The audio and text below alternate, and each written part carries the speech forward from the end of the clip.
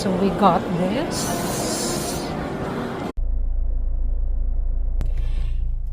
So at last we bought Cinnabon here in SM.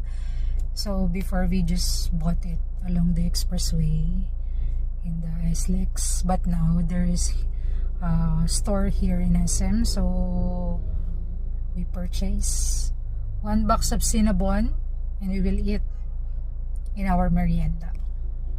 And so since I did not buy drinks or coffee in the coffee shop because it's expensive, worth 195, around that amount, so I'd rather choose to make my own coffee. Mocha.